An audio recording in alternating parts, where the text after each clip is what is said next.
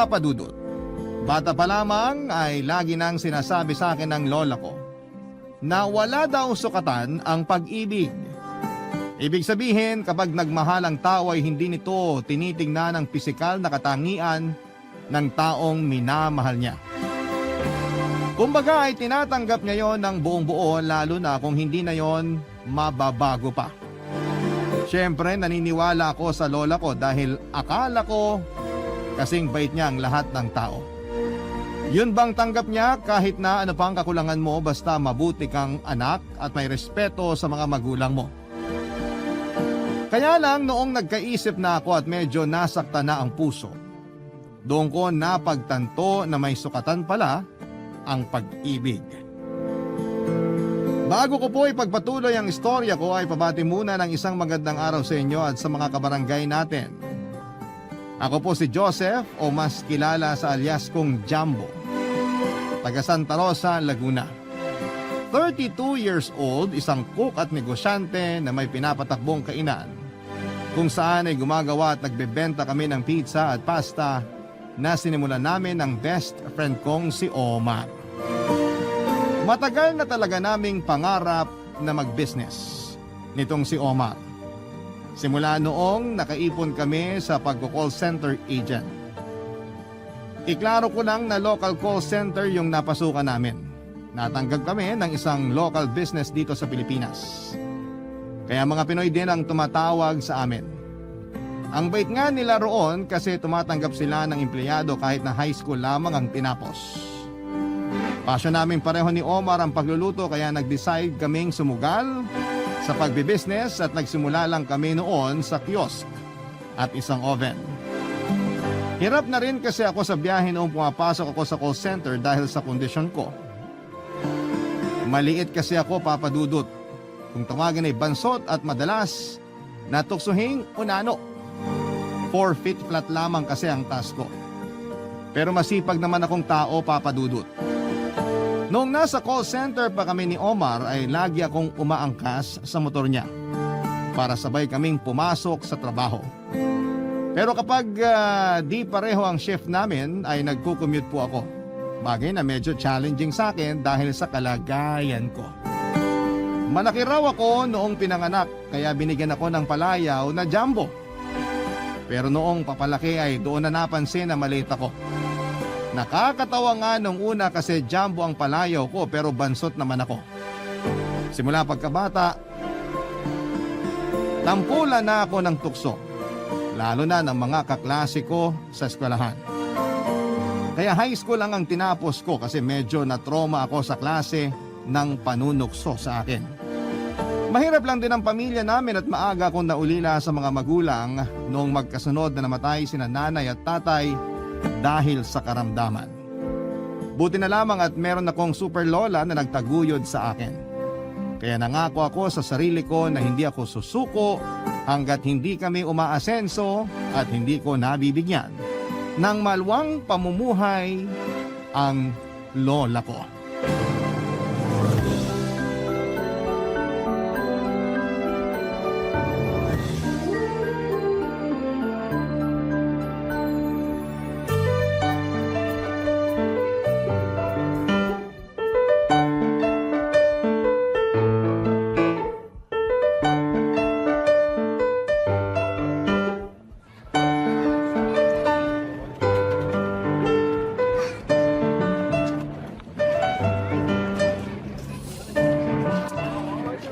Tumal naman ang pizza natin ngayon.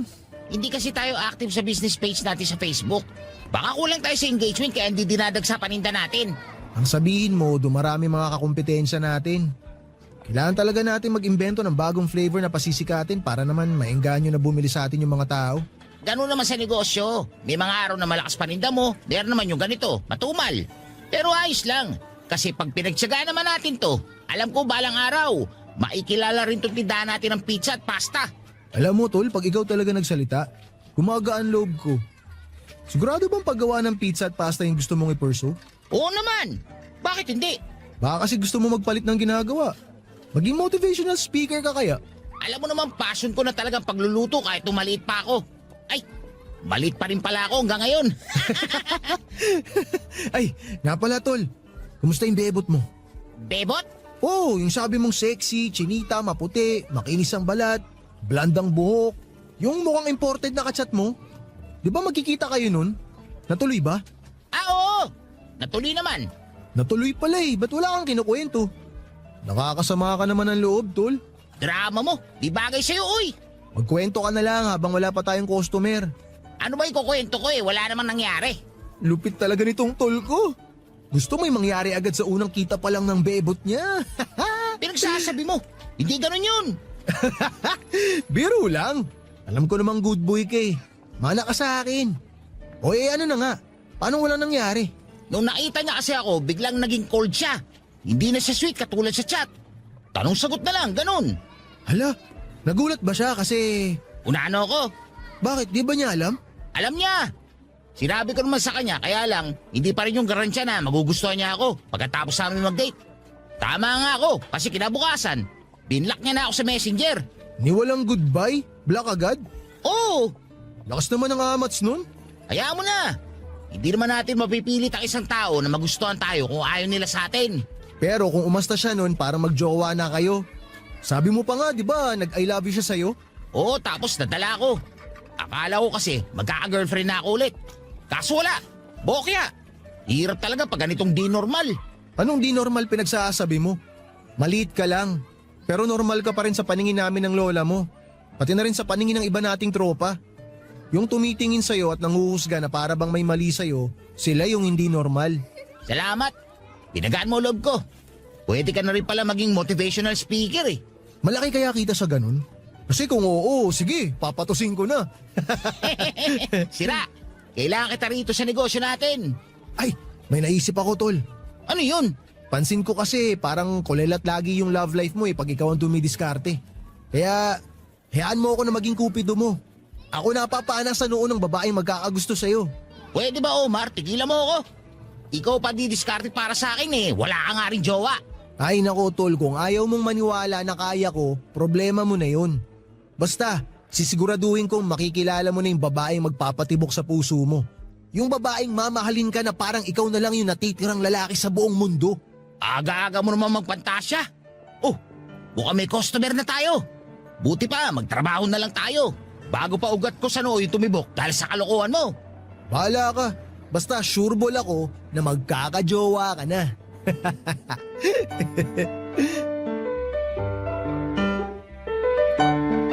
Kahit nabansot ako, sabi nila ay may itsura daw ako. Kaya naman meron din akong mga naging girlfriend papadudot. Kaya lang, 1 buwan lang ang pinakamatagal kong relasyon kasi madalas ay pineperahan lang ako. Nakakatawa nga na hindi naman ako mayaman pero gusto nila akong perahan. Medyo kasalanan ko rin siguro. Sobrang insecure ko kasi sa kabuang pisikal ng itsura ko. May itsura nga ako pero bansot ako at ipit ang boses ko. Kaya kung anong kakulangan ko sa pisikal na katangian, binabawi ko sa pagbibigay ng regalo. Doon ako sinamantala ng mga nakarelasyon ko. Bigay todo naman ako sa pagbibigay sa kanila ng kung ano-ano. Pero sa huli, magigising din sila at matatauhan. Kalaunan ako ang iiwanan. Kaya papadudot tinanim ko na lamang sa isipan ko na hindi na talaga ako magkaka-love life at tanggap ko yon. Tulad ng marami ay pangarap ko rin na magkaroon ng sariling pamilya. Pero pahirapan talaga ang humanap ng babaeng tatanggap sa pisikal na itsura ko. Kaya nga hindi na ako umasa sa sinabi ni Omar na mag-aalakupido siya para magka-girlfriend na ako. Hinayaan ko na lamang siya sa plano niya at kunwari akong sumang-ayon. Sa isip ko ay baka bored lamang yung kaibigan ko pero laking gulat ko nang sabihin niya sa akin may gusto raw makipag-blind date sa akin. Since blind date, wala kaming ideya sa itsura ng isa't isa. Umasa na lamang ako na hindi siya magulat o mandiri kapag nakita na niya ako. Sa totoo lang, ayoko na talagang sumipot sa date na yon pero mapilit itong si Omar. Kaya sabi ko sa sarili ko, sige, pagbibigyan ko na lamang. Aaminin ko na medyo na-excite ako ng konti kasi noon na lamang ulit ako makikipag-date. Kaya Kaya nga hinanap ko kagad at plinansya yung paborito kong damit at pagkatapos ay nagpapogi ng husto. Para naman magmukha akong katanggap-tanggap sa mata ng makakadate ko. Noong gabi ng date namin, kabado ako nang ihatid ni Omar sa restaurant kung saan kami magkikita ng babae na nagngangalang Pilar.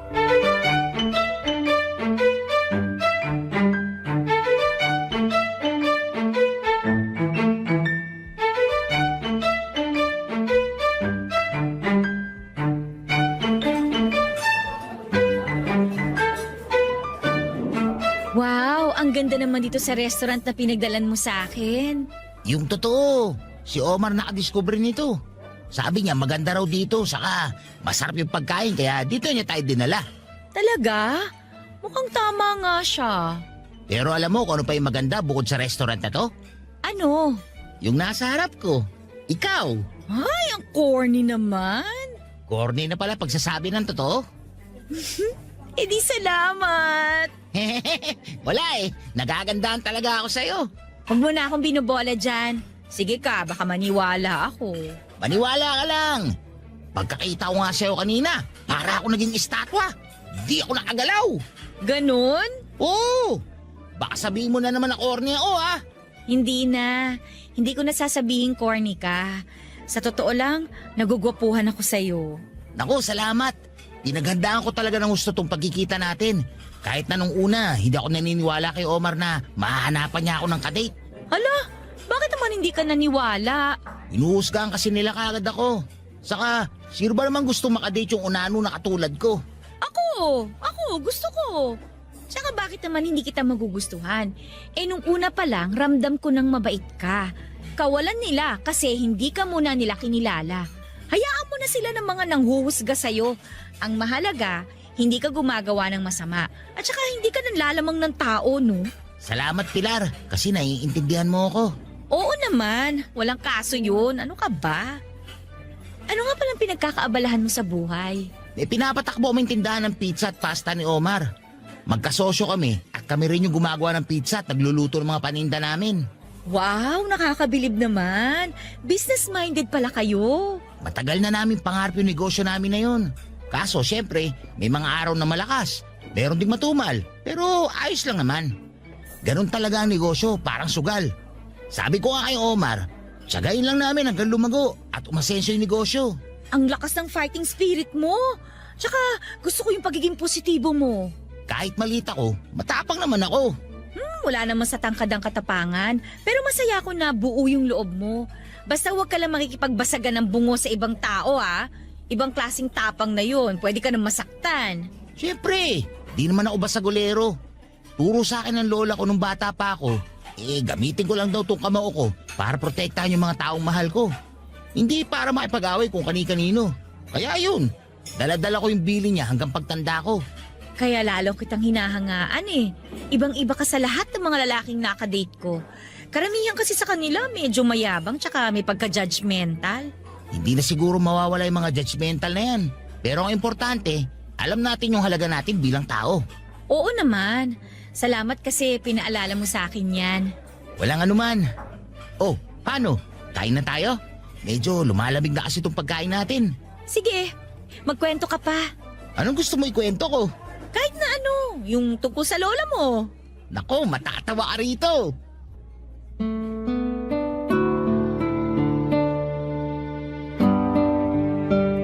Aminado akong nagulat ako nang makita ko si Pilar. 4 feet 4 inches ang height niya. Mataas lang siya sa akin ng 4 na pulgada. Oo, Papa Dudut. Pareho kaming maliit ni Pilar. Pero bukod sa pagkagulat ay hindi ko rin napigilan ang sarili kong mamangha sa angkin niyang kagandahan. Para siyang diyosa na nahulog mula sa langit. Pagpasok niya sa resto at nang magtama nga ang mga mata namin ay sinalubong niya agad ako ng matamis niyang ngiti dahilan para matunaw sa labis na kagalakan ng puso ko. Ewan ko ba, para akong nanigas ng sandali at naging tuon.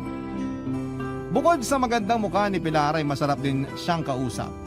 Talagang Pilipina rin ang datingan niya na hindi makabasag ng pinggan. Pero sa totoo lang, kahit na nakaka-starstruck ang ganda niya ay mabait si Pilar at komportable akong kasama siya. Hindi ko kailangang magpanggap. Yung bang hindi ko kailangang magkunwari na ibang tao ako para lamang magustuhan niya. Naguumapaw sa tuwa ang puso ko nang sabihin niya na hinahangaan niya ako ng husto nung kinuwento ko kung ano ang pinagkakaabalahan ko. Masasabi ko na nag-enjoy ako sa date naming yon at pagkatapos ay umasa ako na masusundan pa yon. Papadudot bago matapos nga ang date namin ay hindi ko na pinalagpas pa ang pagkakataon na hingin ng number ni Pilar, Papadudot. Barangay Love Stories. Barangay Love Stories. Matapos kong hingin ng number ni Pilar ay nagsimula na nga kaming magpalitan ng text message. At aminin kong hindi maalis ang ngiti sa mga labi ko sa tuwing lumilitaw ang pangalan niya sa cellphone ko. Para akong teenager kong kiligin at hindi ngayon nakaligtas sa matinik na mata ni Omar. Lagi niya akong inaasar at tinatanong kung ano na ang balita sa amin ni Pilar. Noong sinabi ko na mabuting magkaibigan lamang kami ay hindi naniwala ang loko. Pinagpilitan pa rin niya na digahan ko na si Pilar lalo na noong aminin kong may feelings na ako para sa kanya, Papadudot. Kakilala ni Omar yung panganay na kapatid ni Pilar.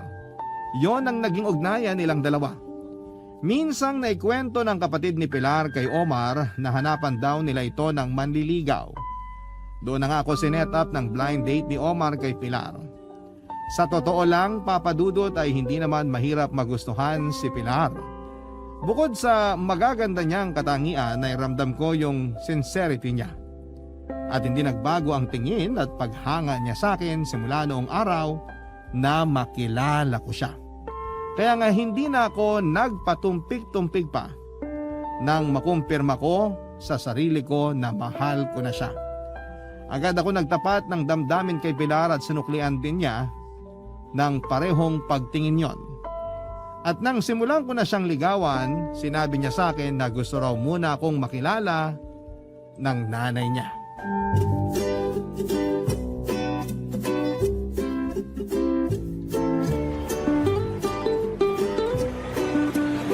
Tol, kinakabahan ako. Gusto raw ako makilala ng mama ni Pilar. Oh, anong problema dun? Siyempre ganun talaga kasi nililigawan mo yung anak niya eh. Alam ko naman yun. Kinakabahan lang ako kasi syempre, first time ko na makikilala yung nanay ng nililigawan ko. Para ka naman di lalaki. Huwag kang kabahan. Dinadaga ka agad dyan eh, maliit na bagay lang naman yun. Parang nung unang date nyo lang yan ni Pilar. Cool ka lang. Madaling sabihin, mahirap gawin. Tol, bilis mo naman panghinaan ng loob eh. Kung ako sa'yo, imbis na kabahan ako, paghahandaan ko na yung pagkikita namin ng future mother-in-law ko. Paghahandaan ko naman talaga yun. Ayoko mapahiya si Pilar pag pinakilala niya na ako sa mama niya. Pero kasi, Kasi ano? paano kung kahit ginawa ko ng lahat hindi pa niya ako magustuhan para sa anak niya? Bakit naman di ka niya magugustuhan? Kasi kasi ganito lang ako. Ha? Anong ganyan ka lang? Kasi unano lang ako. Hoy, hindi ka unaano. Maliit ka, oo. Pero ano ngayon? Di ka namang kriminal. Wala ka namang tinatapakang tao. Ang bait mo ang apo sa lola mo eh. Nagsisimba ka tuwing linggo. May pinagkakakitaan kang negosyo. At higit sa lahat, mahal mo si Pilar. Kaya bakit hindi ka niya magugustuhan dahil lang sa pagiging bansot mo? Naisip ko lang naman. Saka, hindi mo ko masisisi kung bumababa kumpiyansa ko sa sarili. Sana talaga hindi na lang ako pinanganak na ganito. Kaya siguro maagang nawala mga magulang ko kasi sumpa ako sa kanila. Lo, sino naman nagsabi sa iyo niyan? Yung mga nabubuli sa akin nung nag-aaral pa ako. Sila yung mga sumpa at salot sa lipunan. Kasi naturingan nag-aaral pero mga ugaling balatuba. Nako, kung nandun lang ako, bibigyan ko sila ng leksyon eh. Yung leksyon na hindi nila makakalimutan sa tanan ng buhay nila. Hayaan mo na. Matagal na naman yun. Bigla ko lang naalala. Kung ako sa'yo, tol, kalimutan mo na yung mga ganyang bagay. Hindi ka sumpa sa mga magulang mo. Maaga lang talaga silang kinuha kasi nagkasakit sila. Tsaka huwag ka na masyadong mag-overthink. Nagustuhan ka nga ni Pilar eh. Yung nanay pa kaya niya. Sigurado ako na magkakasundo kayo nun. Sana nga kasi seryoso naman ako sa panliligaw sa anak niya. Mahal na mahal ko kaya si Pilar. Alam ko, nakakaumay na nga kayo minsan eh. Wow! Ikaw pa may ganang maumay eh. Ikaw nga nagpakilala sa amin sa isa't isa. Biro lang naman na nauumay ako sa inyo. Ay, totoo pala. Lalo na kapag sweet-sweetan kayong dalawa. Sus, sabihin mo, inggit ka lang sa amin. Kamusta na ba yung babaeng nililigawan mo? Sabi mo, mapapasagot mo na siya ngayong buwan. Ayun, nililigawan ko pa rin. Pero parang tagilid ako. Kasi may isang naniligaw sa kanya eh. Tas mukhang mas type niya yun. Di na siya madalas mag-reply sa mga chat ko tapos medyo cold na rin siya sa akin. Pumayag magpaligaw sa'yo tapos tumanggap din ng ibang manliligaw.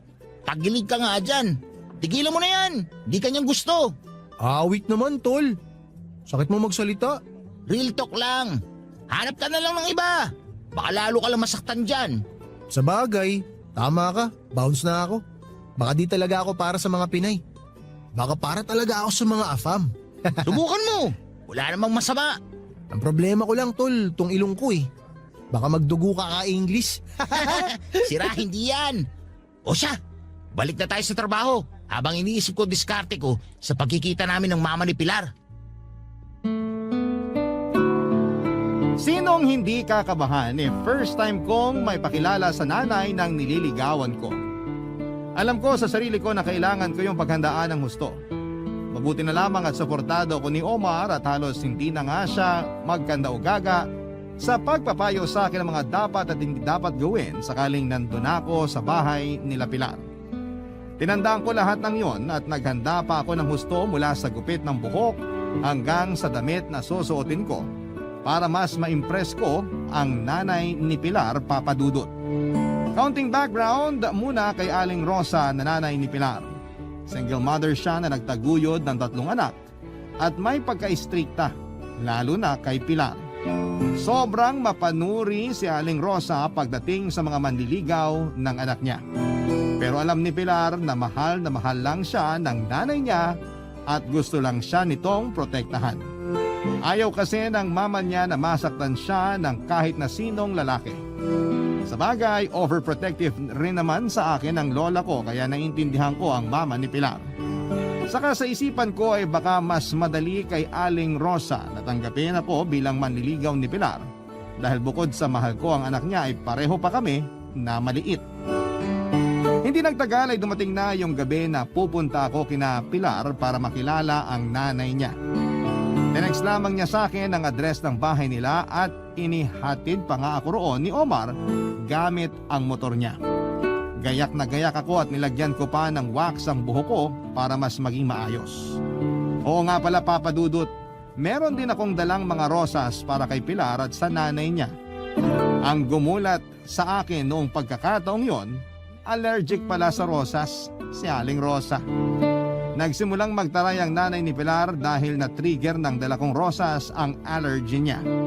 Hindi tuloy magkanda-ugaga si Pilar sa paghingi ng paumanhin sa akin dahil nakalimutan niyang sabihin ang tungkol sa bagay na yon.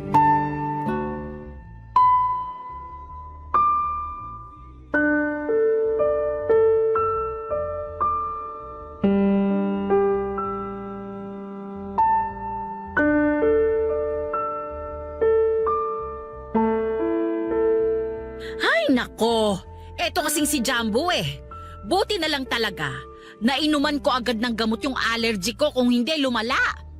O ngayon alam mo na, sa susunod, wag ka nang magdadala ng rosas dito ha? Opo, pasensya na po kayo. Ma, wala pong kasalanan si Jumbo. Hindi niya alam kasi hindi ko po nasabi sa kanya. Ay kahit na! Akala ba nitong manliligaw mo ay makukuha niya ang loob ko porke may dala siyang bulaklak? Pwes, diyan ka nagkakamali. Hindi mo ako madadala sa ganon. Naiintindihan mo? Ma, please naman, tigilan niyo na si Jumbo. Sinasabi ko lang para matandaan niya. Nang hindi niya naulitin pa. Bakit kailangan yung sabihin kay Jumbo yan? Wala naman siyang ginawang masama sa inyo. Nagmagandang loob na nga siya na dalan kayo ng bulaklak, tapos ganyan pa kayo magsalita sa kanya. Aba bakit? Dapat ba maging mabait ako? Hindi nga ako masaya na makilala yung manliligaw mo. Ma! Sorry Jumbo ha, hindi naman ganyan si Mama eh. Okay lang naman ako. Saka, karapatan naman ng mama mo na sabihin yung nararamdaman niya. Mabuti naman at nakakaintindi ka. Akala ko tulad mo ring maliit ang utak mo eh. Hoy, aminin mo nga. Ginayuma mo ba tong anak ko? Hindi ko po ginayuma si Pilar. Sinungaling! Hindi ako naniniwala sa'yo! Hoy lalaki! Base sa tono ng pananalita ko at sa pakikitungo ko sa'yo, sana gets mo nang ayaw kita para sa anak ko. Ano na lang ang mangyayari kung magkatuluyan kayo? Ano pong ibig niyong sabihin, Ma? Paano kung pagtawanan kayo kasi pareho kayong maliit? Salit itong si Jumbo? Tingin ko may pagkaunano na to eh. Ayoko mangyari na pagtawanan kayo, nak. Kaya wag ka na sa lalaking yan.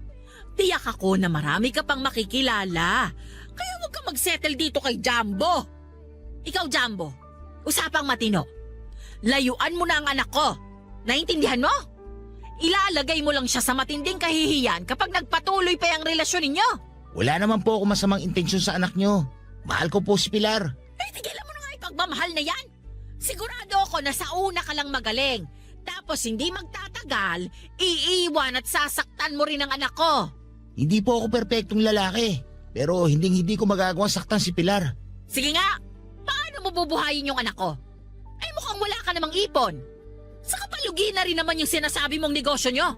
Baka lalong hindi mo mabigyan ng magandang buhay tong anak ko. Masyado naman po kayong advance mag-isip, Ma. Tsaka huwag niyo namang insultuhin ang negosyo ni na Jumbo. Marangal po yun tsaka napakasipag nila ng kaibigan niya. Hindi ko mamaliitin kung sikat yon at dinadagsa ng mga tao. Hindi ko nga kilala yung tindahan nila eh. Nagsisikap po kami ng kaibigan ko na palaguin yung tindahan namin. Hindi po kami sumusuko kahit na may mga araw na matumal talaga yung benta. Gusto ko sanang humanga sa lakas ng loob mo. Pero di mo ba naiisip na baka kaya matumal ang benta ninyo? Kasi hindi naman talaga masarap yung tinitinda ninyo. Ma, sumusobra na kayo. Kapakanan mo lang ang iniisip ko. Nanay mo ko. Kaya normal sa akin na mag-alala sa'yo kung sakaling ito lang ang makakatuluyan mo. Wala kayong future na dalawa. At sigurado ako na gagawing katatawanan ng mga tao yung relasyon ninyo. Pag nagkatuluyan kayo nitong si Jumbo, malaki ang posibilidad na puro maliliit ang maging anak ninyo. Eh di pamilya na kayo ng mga bansot. Tapos ano, i-interviewin kayo ni Jessica Soho? Lalabas kayo sa TV na pamilya ng mga bansot? Kung anong iniisip niyo, Ma, hindi na kayo nahiya. Ikaw ang mahiya. Isipin mo ang kahihiyan na dadalhin mo sa pamilya natin. Sakaling magkatuluyan kayo niyan. Normal na lalaki ang pakasalan mo.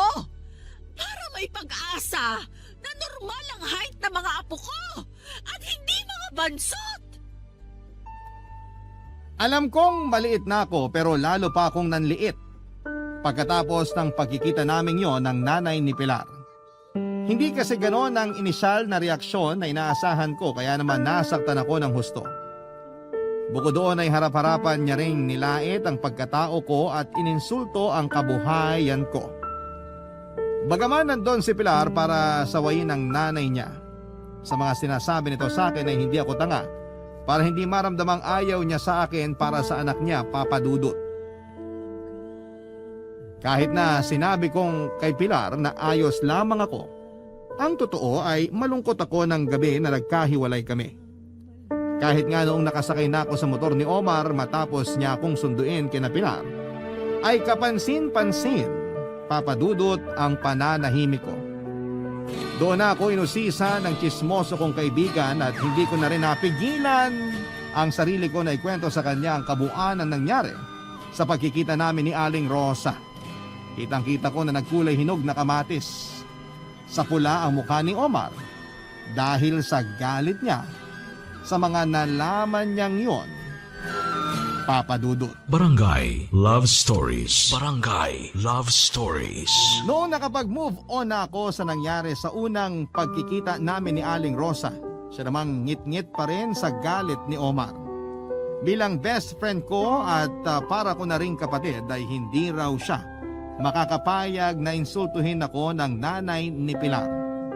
Na-appreciate ko naman ang concern niya sa akin pero sinabihan ko siya na tigilan na ang pagsasalita ng kung ano-ano tungkol kay Aling Rosa dahil nanay pa rin ito ng babaeng mahal ko. Nakinig naman sa akin si Omar at sa kabilang banda ay nagpatuloy pa rin naman ang komunikasyon namin ni Pilar, Papa Dudut. Sa katunayan, dahil na rin siguro sa panlilibak sa akin ng nanay niya, ay mas lumalim lang ang feelings namin ni Pilar sa isa't isa. Hanggang sa isang araw ay sinurpresa niya ako ng matamis niyang oo sa date namin. Noong oras na yon ay hindi ko talaga napigilan ang sarili ko na humiyaw at magtatalon sa sobrang tuwa. Ang saya-saya ko na sa wakas ay girlfriend ko na ang babaeng mahal ko. Pero dahil alam namin na magiging issue sa mama niya ang pagiging magkasintahan namin, nagkasundo muna kaming ilihim ito at yun nga lang papadudot. Ang pagtatago sa relasyon namin ay hindi rin po nagtagal.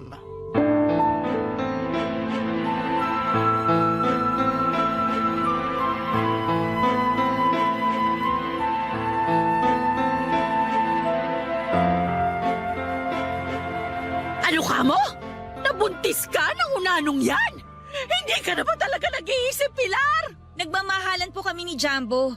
At nasa tamang edad na naman kami, ma. Hindi namin inaasahan na ganito kabilis ako mabubuntis. Pero handa na kaming bumuo ng pamilya. Ano sinabi mo? Nahihibang ka na ba? Magpapaalam po ako sa inyo. Lilipat na po ako kay na Jumbo. Iiwan mo na ako? Para sumama sa bansot na yan? Nagmamahalan kami at magkakaanak na po kami. Kasalanan mo talaga to, Jumbo. Wala kang respeto. Nakuha mo pa talagang buntisin yung anak ko. Pasensya na po kayo. Pero nakahanda naman po akong panagutan si Pilar. Hindi ko po siya pababayaan. Lalo na yung magiging anak namin. Hindi ako naniniwala sa'yo. Baka mapahamak yung anak ko pag magkasama na kayo. Wala pong mangyayaring masama kay Pilar. Aalagaan ko po siya at mamahalin. Diyan kayo magaling. Sasabihin ninyong aalagaan ninyo, mamahalin ninyo. Pero sa huli, iiwan nyo rin lang kaming mga babae. Ganyan na ganyan ang ginawa sa akin ng walang hiya kong mister. Kaya ayun, pinalayas ko. Binigay ko na dun sa kabit niya. Pagsama sila sa impyerno. Ma, hindi naman po lahat ng lalaki katulad ni Papa. Kaya hindi niyo po kailangang husgahan si Jumbo. Wala pa rin akong tiwala sa kanya. Galit din ako sa'yo. Kasi sa dinami-rami ng normal na lalaking may kursunada sa'yo, sa kanya ka pa nagpabuntis. Kung laude ka pa naman ng kolehiyo, pero parang kinalawang na yung kukote mo. Sumusobra na po kayo sa mga pinagsasabi niyo, Ma. Totoo at tama lahat ng mga sinabi ko. Hindi na po kasi gawain na nag-aalalang nanay ang mga ginagawa at sinasabi niyo sa akin eh. Masyado kayong galit na galit kay Jumbo. Wala naman siyang ginagawa sa inyo ah. Kung galit kayo kay Papa dahil sa pangangaliwa niya, sa kanya lang po kayo magalit. Huwag kayong mandamay ng ibang tao. Tsaka, kung totoong concern kayo sa kapakanan ko, dapat may tiwala kayo sa mga desisyon ko. Maraming beses ko na pong sinabi sa inyo na mahal ko si Jumbo at may tiwala ako sa kanya. Napakabastos mo! Kung sagot-sagutin mo ako, parang hindi mo ako nanay ah! Sumusobra na po kasi kayo eh. Tsaka kayo po yung unang nambastos kay Jumbo. Pati ako dinamay nyo. Kung tawagin nyo siyang unano, parang wala kayong anak na maliit din. Kung totoong gusto nyo akong protektahan at kung talagang mahal ninyo ako, hindi kayo manlalait ng ibang tao dahil lang sa itsura nila. Kahit anong sabihin mo, hindi ako papayag na sumama ka sa bansot na yan! Hindi nyo po ako mapipigilan, Ma. Nasa tamang edad na ako magdesisyon para sa sarili ko. Ah, ganon? Talagang nagmamataas ka sa akin? Hala, sige! Tingnan natin kung hindi mo pagsisihan yung desisyon mong yan! Mas pagsisisihan ko kung mananatili ako sa pamamahay na to kasama kayo. Ibang tao na kayo, Ma. Hindi ko na kayo kilala. Punong-puno na kayo ng galit. Tara na, Jumbo. Umalis na tayo rito. Pilar, sandali. Hindi ka ba nabibigla sa mga desisyon mo? Sigurado ka ba talaga? Oo naman. Siguradong sigurado ako. Masaya ako na pinili akong ipaglaban ni Pilar. Pero malungkot kami dahil kailangan pa nilang magkasira ng nanay niya. Alam ko kasi kung gaano niya kamahal at nirerespeto si Aling Rosa.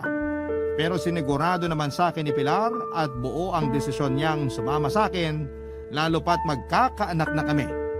Agad ko siyang sinama sa inuupahan naming apartment ni Omar pero hindi nagtagal ay bumukod din kami. Nag-work from home si Pilar at mas lalo kong sinipagan sa negosyo. Gusto ko kasing makaipon ng sapat para sa panganganak ni Pilar at para na rin po sa pamilyang bubuuin namin.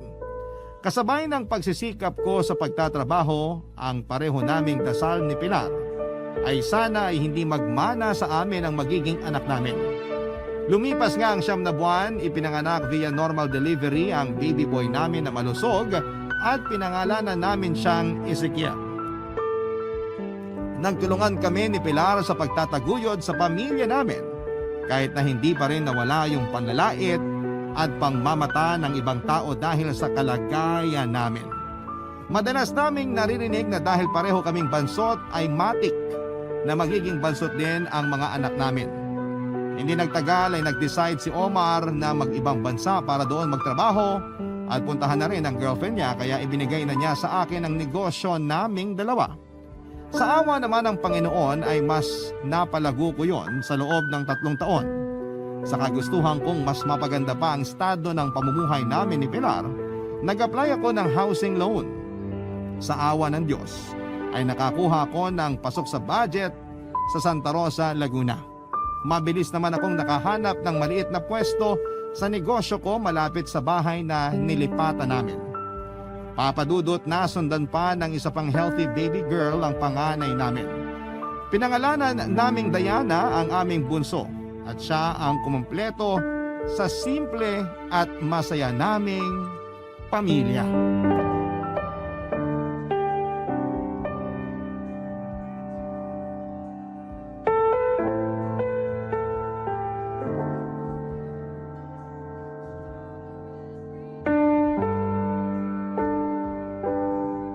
Grabe, Jumbo. Hindi pa rin ako makapaniwala na nakalipat na tayo sa bago nating bahay. Tapos, sakto pa kasi lumalaki na yung pamilya natin. Lahat ng ito nagbunga dahil sa pagsisikap at pagtutulungan natin. Sobrang saya ko, Pilar, kasi unti-unting natutupad ang mga pangarap natin. Pero sa totoo lang, ikaw lahat ito. Nahawa mo lang ako kaya tumatapang at lumalakas din yung loob ko. Bilang padre de pamilya, tungkulin ko na itaguyod kayo ng mga anak natin. Kayo ng mga anak natin yung inspirasyon ko. Kaya lalo ako nagsusumikap at nagpapatuloy sa buhay. Salamat kasi pinagkatiwalaan mo ako. Salamat din kasi hinayaan mo ako maging tatay sa mga anak natin. Akala ko hanggang sa paggawa ng pizza at pagluluto na lang ng pasta yung papel ko sa mundo eh. Mas lalo yung binigyan ng kahulugan yung buhay ko. Binigyan mo rin naman ng kahulugan yung buhay ko. Pinatunayan mo sa akin na merong lalaki na magmamahal sa akin ng totoo. Kahit na ganito lang ako. Ang baba kasi talaga ng kumpiyansa ko sa sarili. Kahit na maraming nanligaw sa akin kasi maganda raw ako.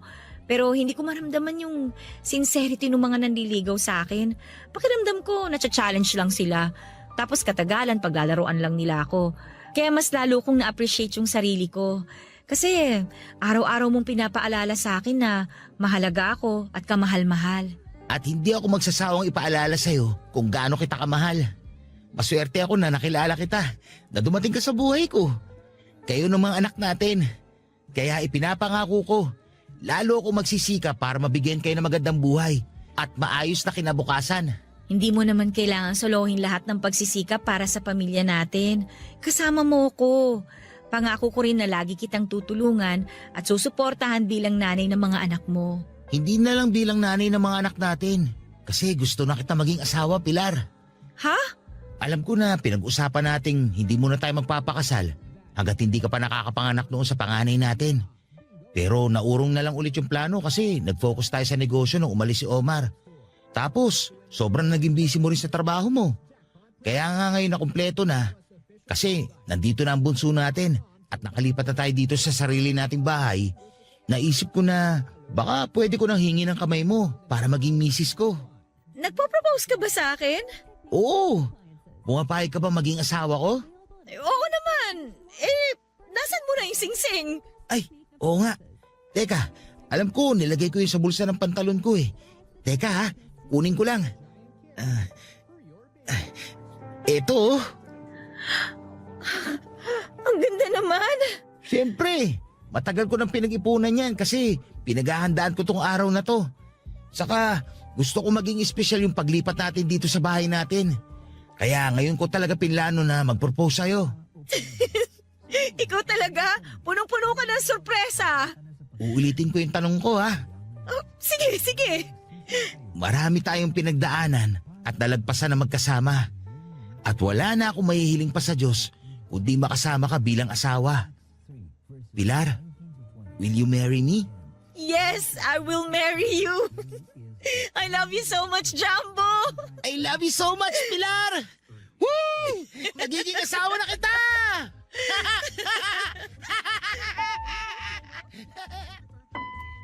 Papa Dudut, simple lang ang naging kasal namin ni Pilar pero kasama namin doon ang pinakamahalagang tao sa buhay namin. Ang lola ko na unti-unti ko na ring napapaayos ang bahay. Dumalo rin ang best friend kong si Omar na umuwi pa ng Pilipinas kasama ang pamilya niya para saksihan ang espesyal na araw namin ni Pilar. Sa side naman ni Pilar ay yung dalawa niyang nakakatandang kapatid na noong una pa lamang ay boto na sa akin at hindi rin naman pinalagpas yun ng nanay niyang si Aling Rosa. Unti-unti na-realize ni Aling Rosa na totoo ang pagmamahal ko sa anak niya at nakahanda akong gawin ang makakaya ko para mabigyan ng maginhawang buhay ang pamilya namin ni Pilar. At nakita niya yon kaya naman natanggap na niya ako. Nagkapatawaran na rin sila ng misis ko at napatawad ko na rin naman siya, Papa Dudut. Sa kasalukuyan ay masaya at pinagpapala ang pamilya namin ni Pilar. Ngayong lumalaki na ang mga anak namin ay hindi nakikita ng mga ito ng sinyales ng pagiging punggok o pagiging bansot. Nawa ay lumaki sila ng malusog at may normal na mga height. Hanggang ngayon ay tuloy ang negosyo kong pizza at pasta.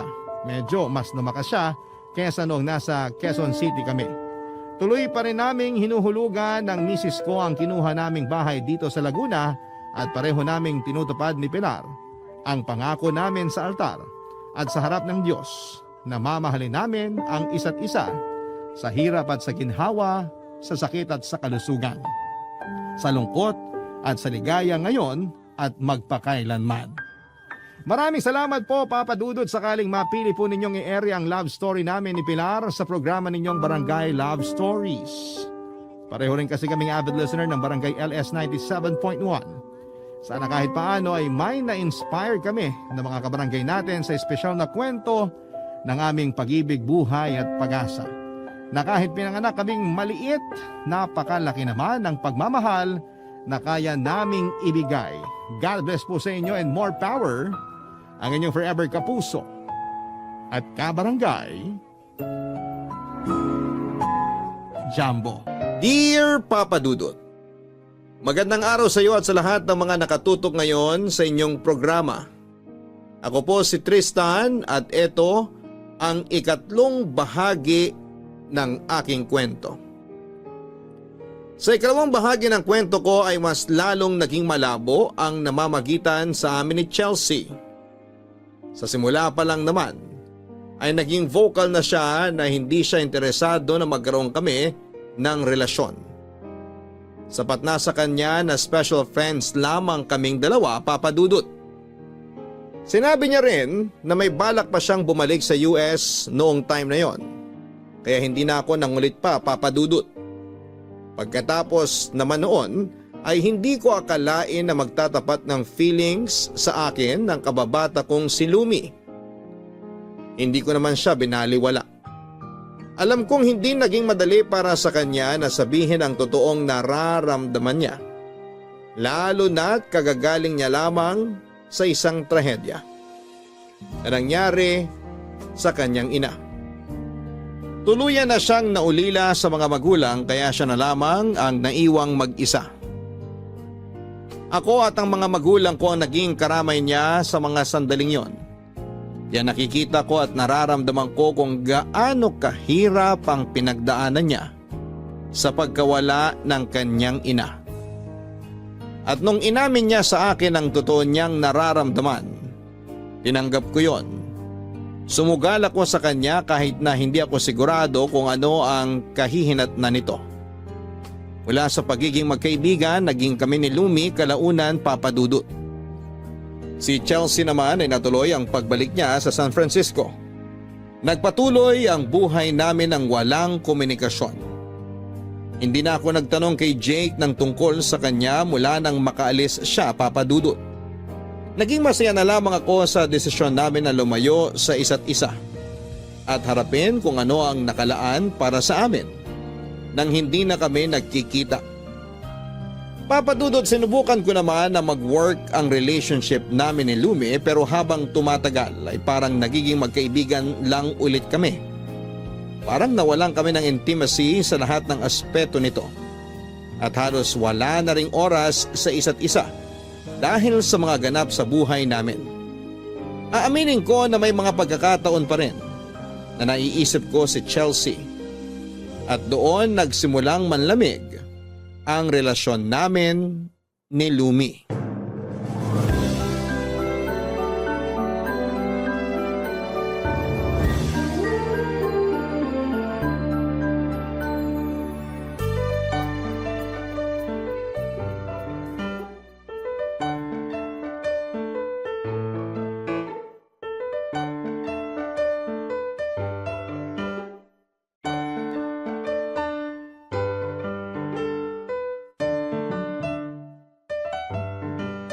Uy, busy ka na naman dyan.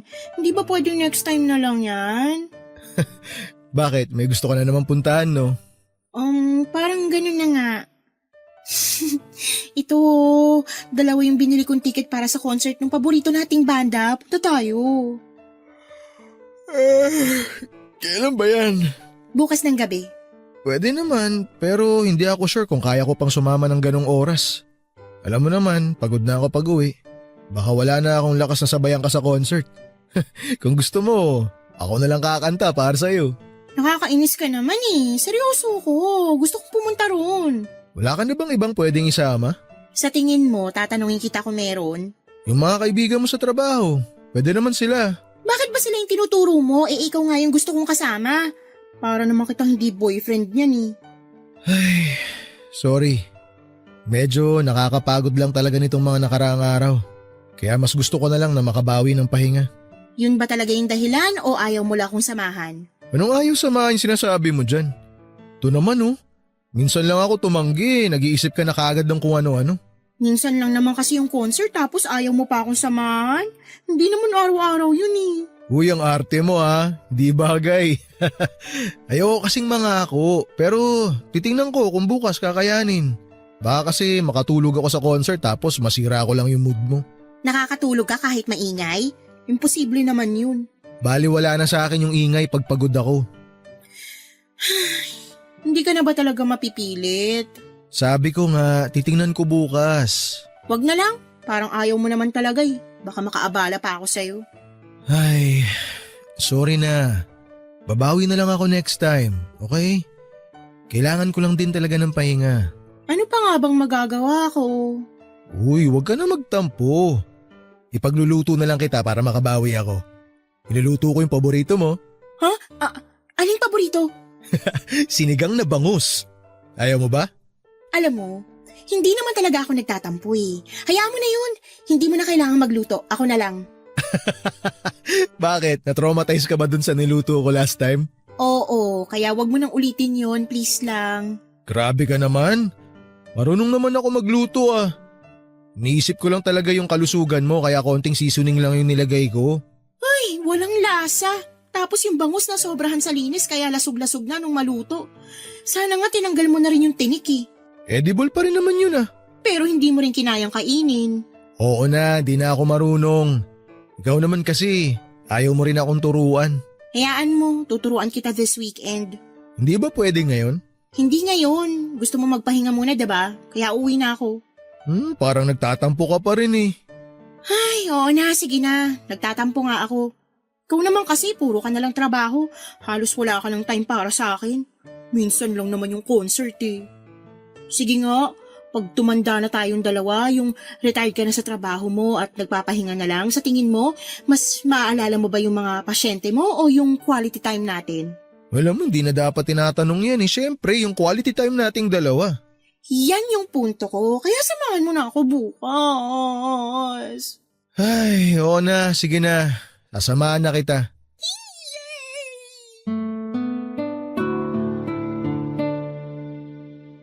Papadudot, sa 6 na buwan na naging kami ni Lumi, mas naging madalas pa ang tampuhan kesa sa quality time namin. Nabibilang lamang sa mga daliri namin kung ilang beses kaming lumabas para mag-date. Napagbibigyan ko rin naman siya sa mga hinihiling niya sa akin pero pagkatapos noon, magkakatampuhan na kami ulit. Hanggang sa parang natanggap na lang ni Lumi kung ano lang ang kaya kong ibigay sa kanya. Alam ko na hindi niya deserve ang ganong treatment mula sa akin. At kung hindi sana naging kami, baka nakahanap pa siya ng lalaking kayang-kaya siyang sabayan sa lahat ng gusto niyang gawin, Papa Dudut. Napadalas pa noon yung kawalan ko ng time para kay Lumi dahil palagi na akong busy sa klinik. Siya naman ay ginugugol na lamang ang oras kasama ang mga kaibigan niya sa trabaho. Nakonsensya pa nga ako noong nakalimutan ko na mansari na pala ulit namin. Para sa kanya kasi mahalaga ang mga ganong araw. Pero hindi ko naman yon sinasadyang makalimutan.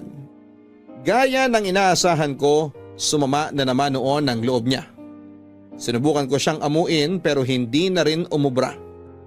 Ilang araw niya akong hindi kinausap. Lagi naman siyang wala tuwing pumupunta ako sa bahay nila. Kung naroon man siya ay sinasadya niyang magbingi-bingihan para hindi ako mapagbuksan. Siguro ay nagsawa na rin sa kakaunawa sa akin si Lumi. Hanggang sa nag-message siya sa akin at sinabing gusto na niyang makipag-usap ng masinsinan. Siyempre kinabahan naman ako noon dahil may ideya na ako kung para saan ang pag-uusap namin yon, Papa Dudut. Lumi, galit ka ba? Buti naisip mong magpunta dito sa bahay. Ilang beses na kasi kitang pinuntahan sa inyo pero di mo naman ako pinagbuksan. Alam ko naman na sumama yung loob mo nung nakalimutan ko yung mansari natin, pero… Hindi ko nga alam kung ba't sumama pa yung loob ko eh. Dapat nga sanay na ako kasi lagi mo namang nakakalimutan, 'di ba? Sorry na. Sorry talaga. Sobrang busy lang sa… Yan naman lagi mong dinadahilan eh. Lagi kang busy. So, busy ka rin last month o nung mga nakaraan pang buwan kaya hindi mo naalala? O baka naman ayaw mo lang talagang tandaan kasi hindi naman ganun ka-importante sa'yo. Huwag ka namang mag-isip ng ganyan, okay? Siyempre importante yun sa akin. Nakalimutan ko lang talaga yung mansari natin kaya sorry na.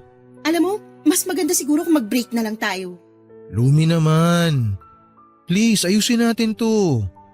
Pwede pa naman pag-usapan di ba? Tama. Pwede pang pag-usapan pero hindi ko na kaya makipagrelasyon sa'yo kung lagi na lang ganun yung nangyayari. Habang tumatagal kasi, parang ako na lang yung nag-e-effort sa ating dalawa eh. Hindi ba sobrang unfair naman nun? Sorry. Hindi ko naman intensyon na maramdaman mo yun. Aaminin ko, nitong mga nakaraang buwan, parang yung, paano ko ba sasabihin? Parang hindi na ako na-excite sa relasyon natin. Parang bumabalik lang kasi tayo sa dati.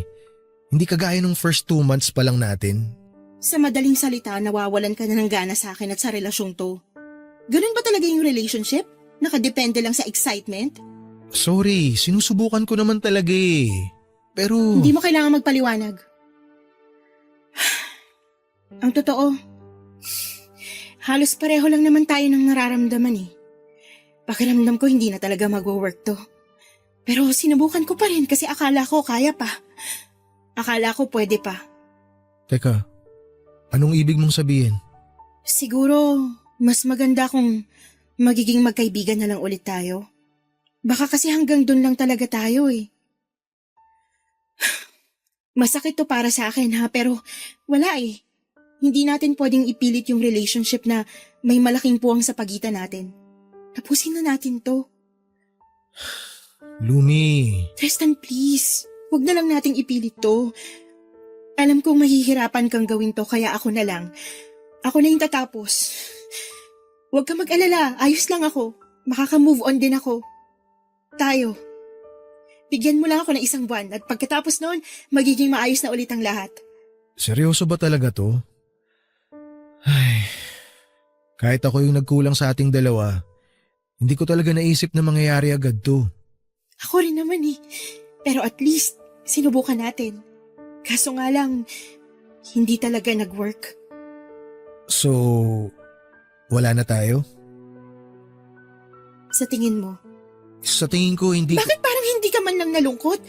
Nakakainis ka, alam mo ba yon? Ikaw rin naman eh. Parang baliwala lang sa'yo nung sinabi mo na tapusin na natin tong relasyon natin. Alam mo, para tayong mga siraulo dito. Para lang tayo naglolokohan dun sa ilang buwan na naging tayo eh. Alam ko naman kasi na hanggang best friend lang ang tingin mo sa akin. Kung sa iba nag-work yung mag-best friend muna bago maging sila, sa atin hindi. Pero ayoko nang masyadong madrama yung buhay ko kasi sa totoo lang, kota na ako this year eh, as in. Ayoko nang dagdagan pa. Sorry talaga, Lumi. Ay, tigilan mo na nga yung kakasorry mo. Ayos na nga, 'di ba? Kaya huwag ka na makonsensya dyan. Hayaan mo na lang muna ako. Bigyan mo ako ng space. Space. Basta, huwag ka na muna magpapakita sa akin ha. Okay, kung yun yung gusto mo. Pero sabihin mo agad sa akin kapag pwede na tayo magkita ulit. Ha? Oo na, sige na. Magpahinga ka na muna. Alam kong pagod ka sa trabaho mo sa klinik eh.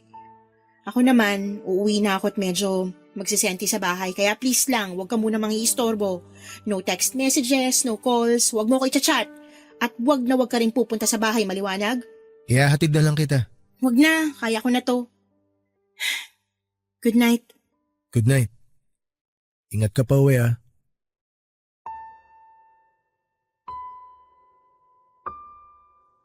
Papadudot, alam ko na malungkot si Lumi nang umalis siya sa bahay namin.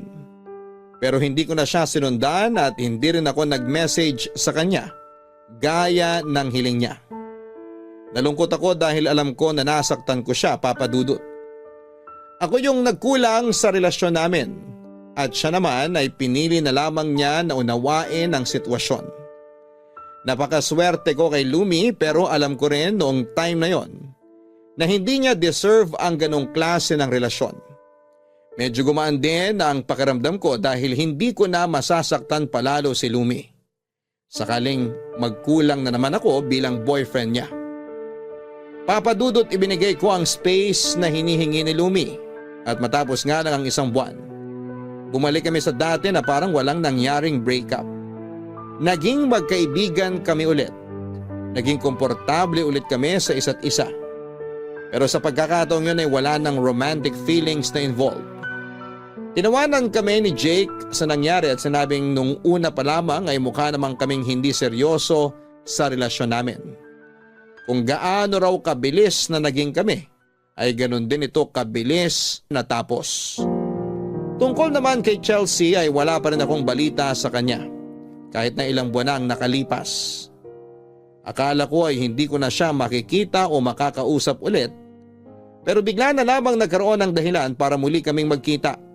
Na-ospital kasi ang kanilang lola na tawagin na lamang po ninyo bilang Lola Connie. Iniling daw nito kay Jake na kumbensihing umuwi si Chelsea para alagaan ito paglabas ng ospital. Nag-iisang anak lang kasi ni Lola Connie ang nanay ni Chelsea, kaya makiapo yung mag-asawa. Siyempre, Papadudot, natuwa naman ako nang malaman ko yon kay Jake. Na-excite ako na makita ulit si Chelsea, pero inihanda ko pa rin ang sarili ko sa posibleng pagkikita namin. Alam ko na hindi na kami kagaya ng dati. Hindi kami okay nung umalis siya at hindi ko rin alam noon kung single pa rin siya sa pagbabalik niya. Sa sobrang pribado ng buhay niya, hindi siya nagkukwento ng mga nangyayari kahit mismo sa nag-iisa niyang kapatid. Kaya wala ring ideya ang kaibigan ko kung anong nangyari sa kanya mula nang bumalik siya sa San Francisco. Pero kahit matagal-tagal din kaming hindi nagkita, may parte pa rin sa akin na umaasang sa pagbabalik niya, papabor na rin sa amin ang tadhana.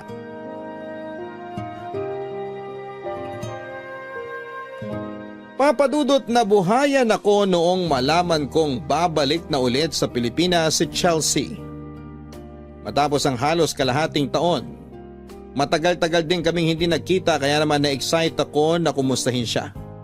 Pero hindi naman ako nagmadali dahil hindi ako ang dahilan ng pag-uwi niya kundi ang lola niya. Na-ospital si Lola Connie dahil sa pagtaas ng blood pressure nito. Nang maiuwi, si Chelsea na ang nag-asikaso rito dahil ayaw nitong maabala sa trabaho si Jake. Lalo na't malaki ang project na hawak nito noong time na yon. Pakiramdam ko noon, Papadudot, ay masisiraan ako ng bait sa kakaisip kung paano kami magkikita ni Chelsea. Hindi kasi muna siya nagstay sa bahay nila sa village. Naroon siya sa lolo't lola niya, kaya kahit araw-araw ko pang gawing excuse si Jake, ay wala ring mangyayari. Mas lalo namang hindi ko pwedeng hilingin kay Chelsea na mag-meet kami dahil sa pagkakaalam niya ay kami pa rin ni Lumi. Sa hindi inaasahang pagkakataon, nakita ko noon si Chelsea sa mall. May mga bitbit siyang paper bag. Mukhang katatapos lang mamili. Pagkakataon ko na sana yon para lapitan siya pero hindi yon natuloy. Nang makita kong nilapitan siya ng isang lalaki na may kasamang bata. Pero ang mas nagpagulat noon sa akin ay noong yumakap yung bata kay Chelsea na parang matagal na silang magkakilala.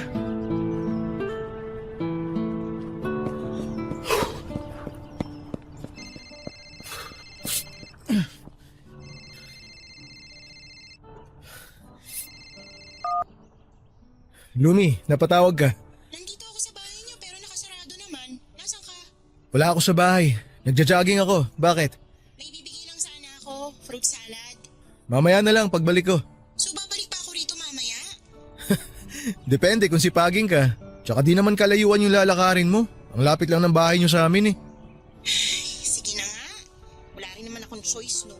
Pasensya ka na ha. Wrong timing kasi yung punta mo eh. Okay lang. Hatid ko na lang to mamaya. Okay, salamat. Bye. Teka. Si Chelsea ba yun? Naku, mukhang bad trip ah. Malapitan nga.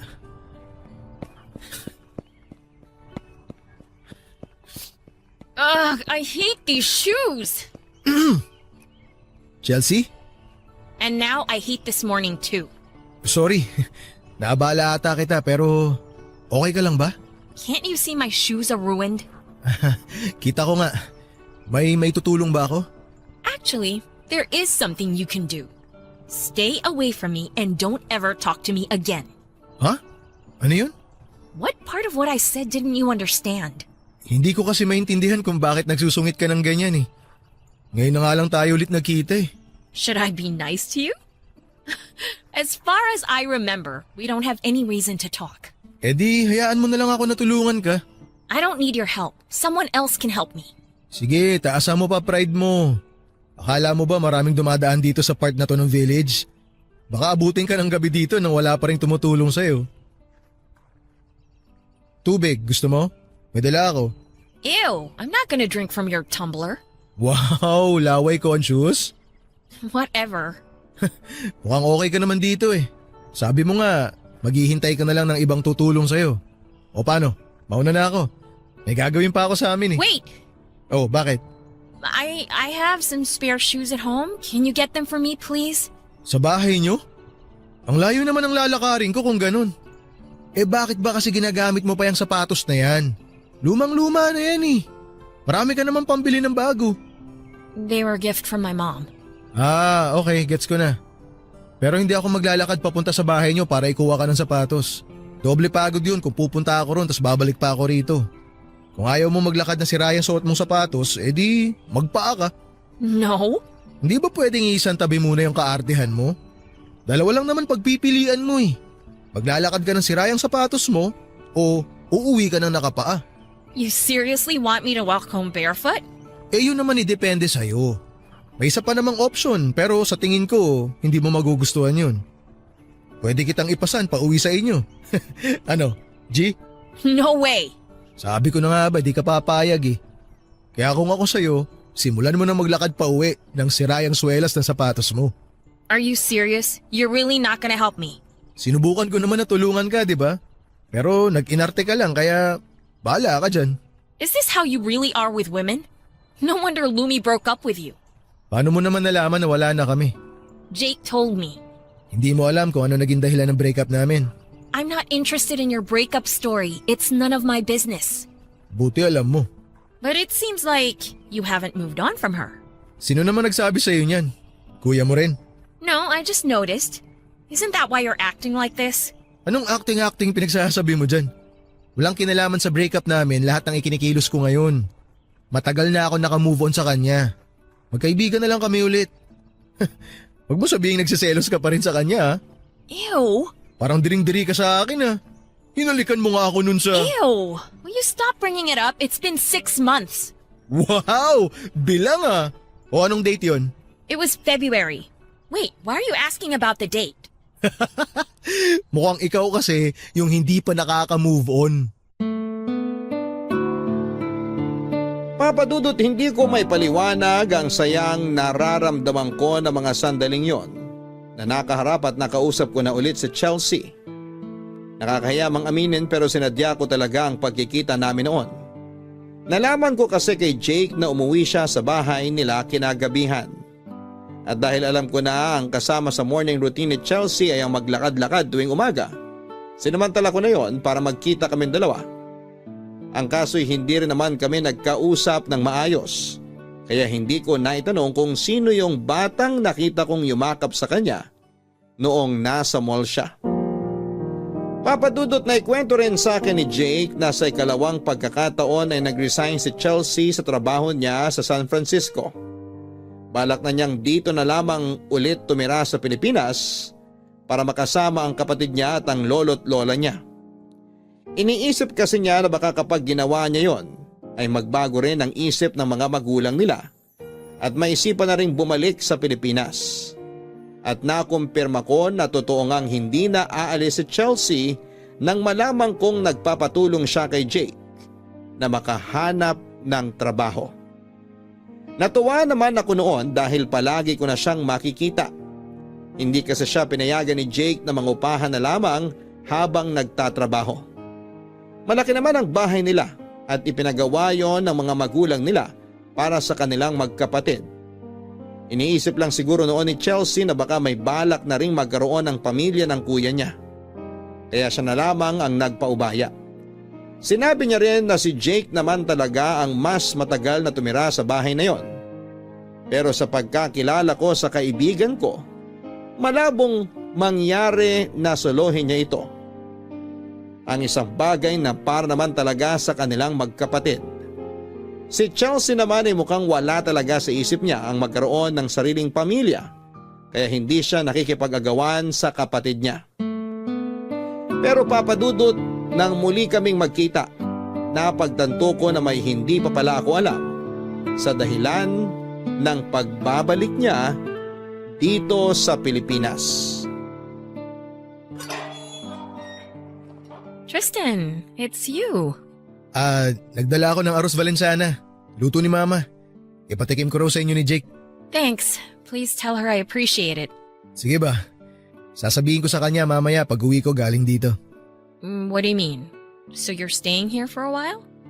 But Jake isn't here, so I think maybe you should go. Ito naman oh. Kararating ko pa lang, pinaalis mo na ako agad. Seriously, what do you want? I didn't invite you to come. Gusto ko lang naman makipagkumustahan. Masama ba yun? Tagal din kaya natin di nagkita. I know, but I don't want you here, okay? Bakit naman? Chelsea, sinong kausap mo dyan? Oh, may bisita ka pala. Kararating ko lang din. Bakit pinapauwi mo siya? Come on, just come in. Papapasukin din naman pala ako eh. Brad, ako nga pala si Tristan. Best friend ako ng kuya ni Chelsea. Kian, so magkaibigan din kayo ni Chelsea? Hindi ko siya gusto maging kaibigan eh. Oh, kaya pala parang okay, gets ko na. Pero since nandito ka na, sabayan mo na lang kaming magapunan. You don't get to invite him to dinner, Kian. This isn't your house. Ano ka ba? It wouldn't hurt if you were a little nicer to him. Kahit ngayong gabi lang, okay? Fine.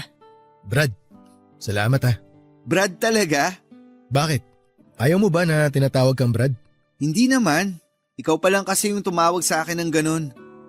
Mabuti pa, kumain na tayo. Tikman na natin yung dala mong arroz valenciana. Tara, Chelsea. Go on. Don't worry about me. I'm not hungry. Wow! Nagwawala na yung dragon sa tiyan mo. Ganyan pala yung hindi pa gutom. Shut up. Sabayan mo na kasi kami. Fine, but don't talk to me, okay? I don't want to lose my appetite. Susubukan ko. Ganyan ba talaga kayo? Hindi naman. Mainit lang talaga dugo sa akin ni Chelsea ngayon. Ay, nga pala Brad. Taga rito ka lang din ba? Dati, pero nung nagtatrabaho na ako, lumipat na kami ng pamilya ko sa Manila. Matagal na ba kayo magkakilala ni Chelsea? Since elementary pa. Talaga? Ay, teka. Chelsea, siya ba yung... Yeah, that's him. He's the friend I was looking for when I first got here. Wow! Buti nagkita na kayo. Kung hindi pa niya nakausap yung isa pa naming kaklase noon, hindi niya ako mahahanap. Nung nalaman niya na nasa Manila ako, ayun, nagplano agad na bumalik dito. Tapos nagkataon pa na ospital yung lola niya. May plano ka na palang bumalik dito bago pa ma-hospital lola mo. Ikaw Brad, kailan ka pala niyan babalik sa Manila? Baka matagalan pa. Nagpaplano na kasi ako magtayo ng maliit na negosyo rito. Actually, magkasosyo kami ni Chelsea at sinimulan ko na yung pagpaparenovate ng nabili naming beauty parlor. Beauty parlor? Bakit? May problema ka ba ron? Wala naman.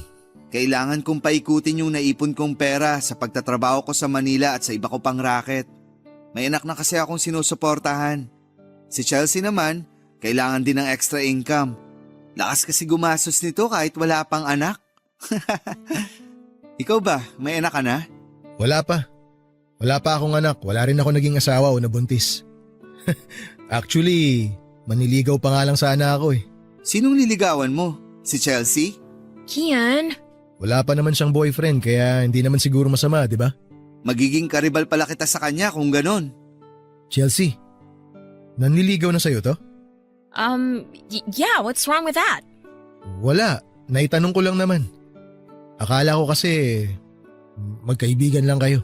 Hindi lang naman ikaw yung pwedeng manligaw. Kung tinawanan ko lang si Chelsea sa pag-amin niya sa akin nung mga bata pa kami, hindi na yun mangyayari ngayon.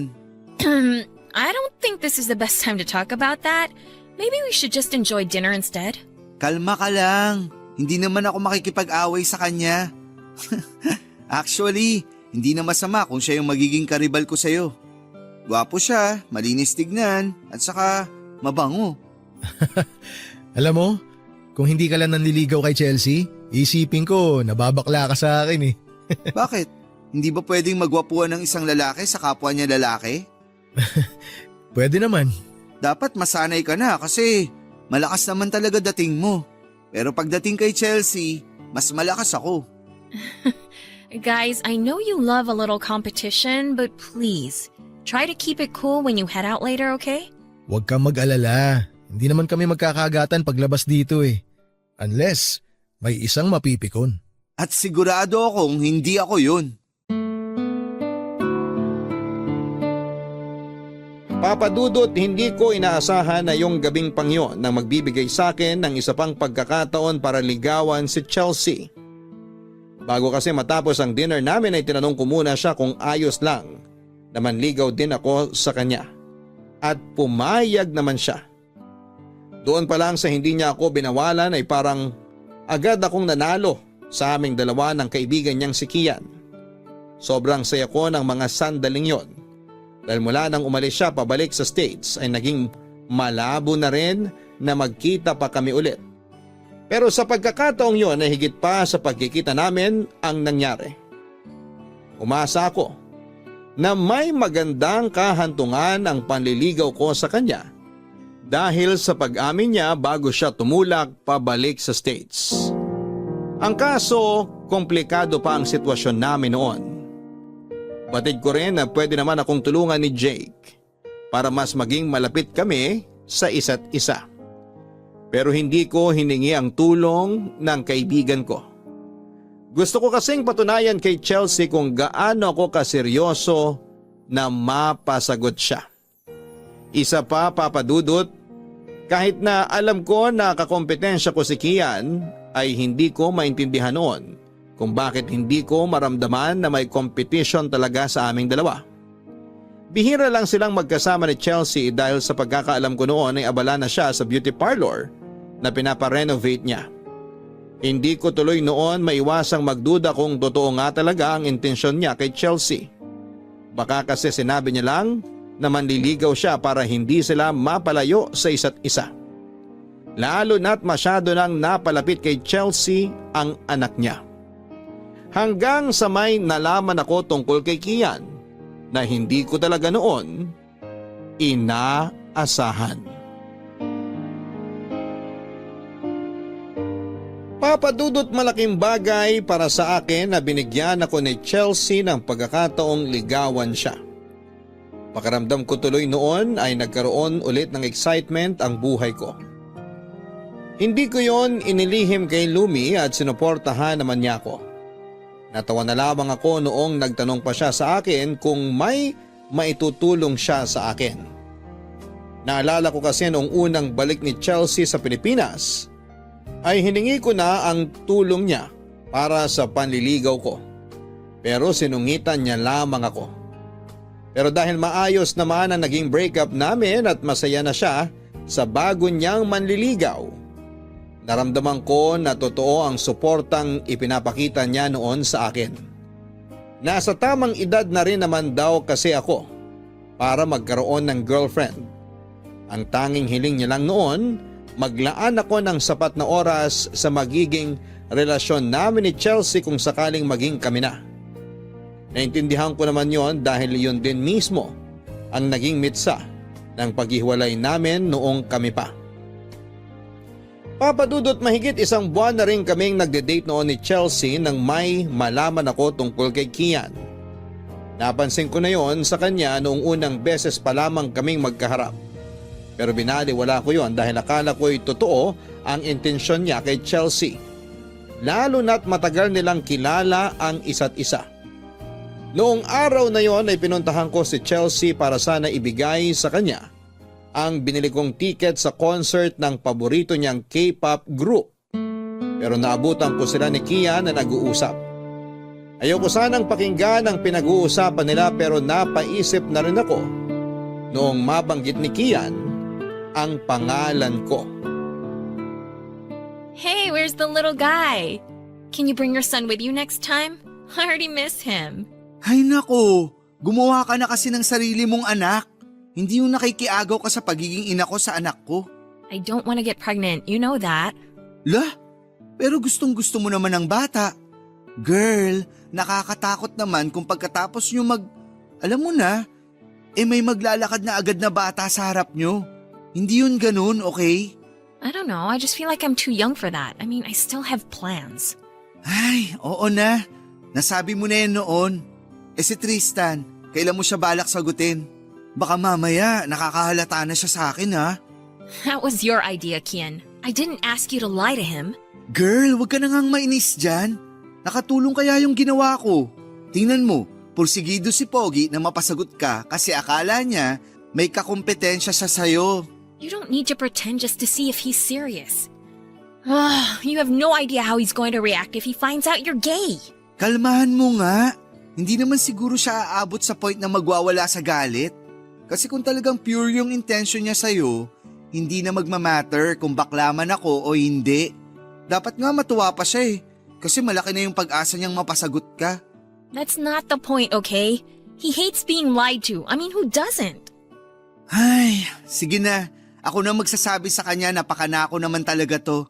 Aaminin ko ng bakla ako, okay? Pero sana, hayaan mo muna ako mag-enjoy na kasama siya. Kahit 1 araw lang. Kakausapin ko lang siya. Yun lang. Look, have all the fun you want, because once he becomes mine, you won't have the chance to get close to him. Not even a little bit. Wow, possessive yarn? Sige nga, sagutin mo na siya. Ngayon na, girl. Tutal, pa-main character ka rin naman. I will, eventually. Just give me some time. Lumi just broke up with him, so I'm not sure if he's already over her. It's not the right time. At kailan naman yung right time na yan? Alam mo, sa tingin ko, hindi mo na dapat palampasin tong pagkakataong to. Sabihin mo na sa kanya yung totoong nararamdaman mo. At please lang, huwag ka na magsinungaling sa kanya. Walang nabibiling second chance sa palengke. I know, I'm working on a plan. Anong plano mo? Sabihin mo na. I'll tell him what I really feel about him on our date next week. Sus, patatagalin mo pa. Ako na yung naiinip para sa inyong dalawa. Di ka na lugi kay Doc Pogi ha. He's a fine man. Huwag mo na siyang papakawalan. Bihira na lang yung ganong klase ng lalaki, no? Matino pero may pagkapilyo rin. Hindi nakaka-bore kasama. I get it. Honestly, he's different from the guys that I've dated before. He makes me feel special, and being with him makes me feel like... I can't even explain it. Ayun naman pala eh. Saka sa tingin ko naman, naka-move on na talaga si Tristan sa ex-girlfriend niya. Sabi niya nga sa'yo, di ba? Mutual yung naging decision nila. Ibig sabihin, carry bells na rin sa kanya na mag-break sila. You think so? I don't think so. I know so. Papa Dudut, hindi na ako masyadong nagulat noong nalaman ko na bakla pala si Kian. Kahit sino namang makasama niya ay mapapansin din na may kakaiba sa kilos at pananalita niya. Medyo nagalangan lang ako noong una dahil may mga kakilala rin naman ako na kagaya niya kung kumilos at magsalita pero straight guy naman sila. Kaya dinaan ko na lamang sa biro noon ang sinabi ko na bakla siya. At sa halip na magalit o mainis, natuwa pa ako sa nalaman ko ng mga sandaling yon. Bukod sa wala na akong kakompetensya ay naging malinaw na rin sa akin kung ano talaga ang nararamdaman ni Chelsea. Masaya akong marinig mula mismo kay Chelsea na may pag-asa papala ko. Pero para hindi masira ang plano niya ay nagpanggap na lamang ako na walang alam tungkol doon. Kahit na madalas pa rin kaming nagkikita bago yung araw ng date namin. At nung makaharap ko ulit si Kian, halos hindi ko mapigilan ang sarili ko na matawa sa kanya tuwing sinusubukan niyang magpakalalaki kapag kausap ko. Kung nababasa niya lang siguro ang nasa isipan ko, nang mga oras na yon ay baka umuwi na siya sa sobrang kahihiyan dahil alam ko na ang sekreto niya. Ganon din naman si Chelsea na sinasakyan lang ang mga sinasabi ni Kian dahil doon ay nakaisip din ako ng kaunting kalokohan, Papa Dudut.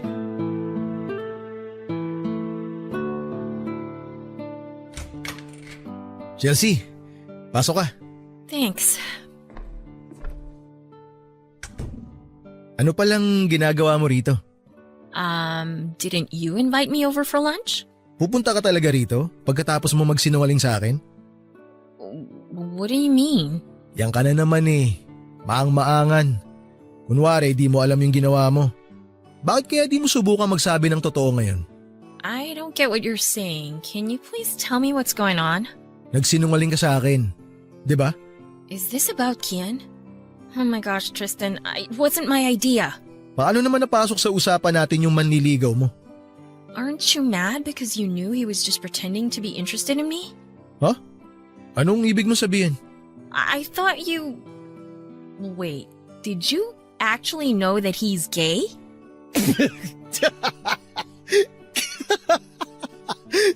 Sorry. Tristan, I'm not playing Hindi ko games na with you, kinaya. okay? Sorry, I'm sorry. serious. Stop laughing at me. Did you know about this before today? Parang ganun na nga. Wait, how? Did he tell you? Sa tingin mo kakausapin niya ako para lang sabihin yun? Narinig ko kasi kayo nag-uusap nung pumunta ako sa bahay niyo. Noon ko sana ibibigay sa iyo yung ticket para sa concert pero hindi na ako tumuloy. Ang seryoso kasi ng usapan niyo ni Kian.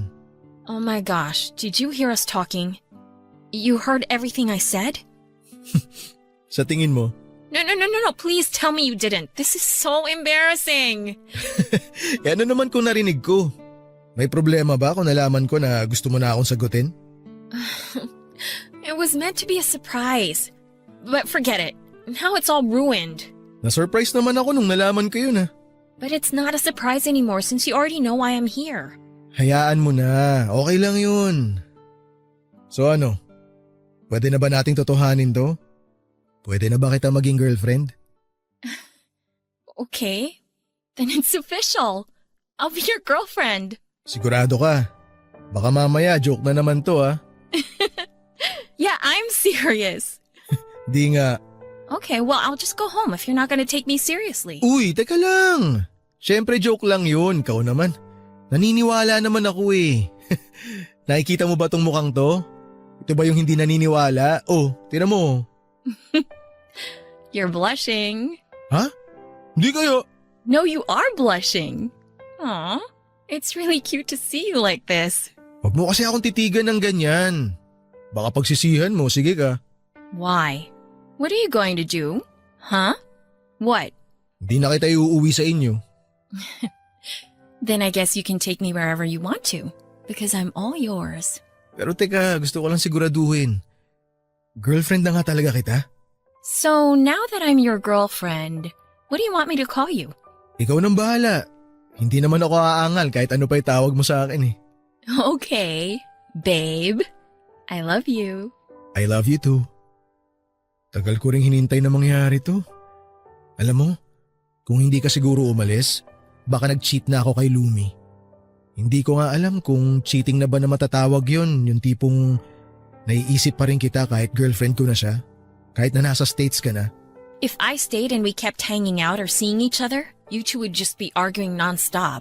All because of me. Sabagay, tama ka. Pero sa tingin mo, naging okay kami nung umalis ka? I thought you guys were good, so I was really surprised when Jake said Lumi broke up with you. Sa totoo lang, di rin namin inaasahan yun eh. Maraming unexpected na nangyayari. Parang tayo lang. Nung bumalik ka, halos ayaw mo ako makita. Tapos ngayon, sinagot mo na ako. Ikaw lang naman hinihintay ko eh. I'm really sorry for everything. I'll make it up to you. Is that okay? Talaga? Yeah, just tell me what you want me to do. Lapit ka sa akin. Huh?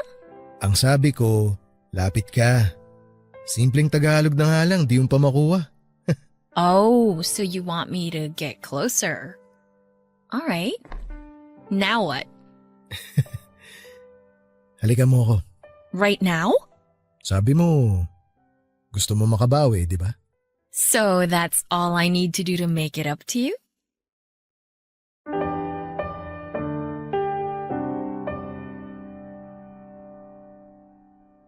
Papa Dudut, parang biglang nabuhay ang dugo ko nang gabing yon dahil okay na kami ni Chelsea. Yun lang naman ang gusto kong mangyari.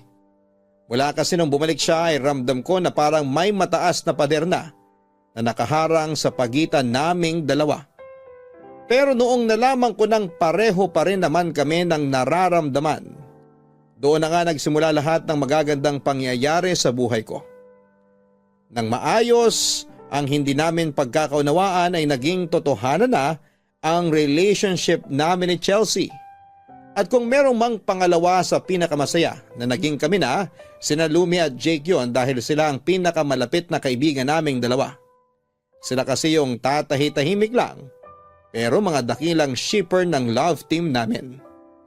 Si Kia naman matapos umamin na isa pala siyang member ng LGBTQIA+, ay nag-focus na lamang sa pagninegosyo at sa anak niya. Papadudot boto kay Chelsea ang mga magulang ko. Ipinakilala ko na siya sa kanila at mainit naman siyang tinanggap ni na mama at papa. At kahit nga bago pa lamang kami, hiningan na kaagad kami ng apo. Kung sa akin lang naman ay walang problema yon. Pero ayoko namang i-pressure si Chelsea dahil alam ko na wala pa sa isipan niya ang pagkakaroon ng anak. Isa pa'y hindi pa kami noon nagpaplanong magpakasal. Nerespeto ko na lang muna ang desisyon niya dahil lahat naman ng bagay ay may nakalaang tamang oras.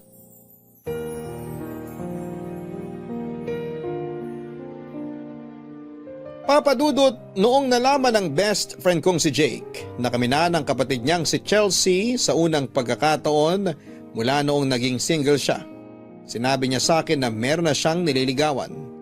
Tinupad niya ang sinabi niya noon na sakalang siya manliligaw kapag nauna na akong magka-girlfriend. Ang kaso'y biglang naging torpe ang kaibigan kong yon. Hindi ko nga maintindihan kung bakit kailangan pa niyang hingin ang tulong ko. Dati naman ay walang kahirap-hirap para sa kanyang pumorma sa isang babae. Pero sa pagkakataong yon, mukhang seryoso talaga ang kaibigan ko. Ilang beses ko siyang tinanong kung sino yung nililigawan niya dahil mukhang hindi ito basta-basta. Pero sinadya niyang iwasan ang tanong ko kaya hinayaan ko na lamang siya. Sa parehong pagkakataon naman ay sinabi ni Lumi na balak na niyang ipakilala sa akin ang manliligaw niya. Pero wala pa siyang binabanggit na pangalan o kahit na anong may kinalaman sa lalaking yon. Nagkahinala na ako noon dahil kahit medyo malabong mangyari ang naiisip ko, ay hindi rin naman imposible Kaya bilang bidang-bidang kaibigan na nagpapakakuya sa kanya, hindi ako pumayag na hindi ko malaman kung sino ang nanliligaw sa kanya, Papa Dudut. Pero kahit na anong gawin ko, sadyang maingat talaga ang kaibigan ko. Kaya hinintay ko na lamang na magpakilala sa akin ang lalaking tinutukoy niya.